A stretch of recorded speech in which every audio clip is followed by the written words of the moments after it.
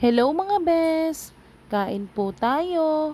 Ginataang kalabasa at sitaw na may hipon po ang ulam natin ngayon for today's video. Tara samahan niyo akong kumain. Kayo mga bes, anong hapunan niyo?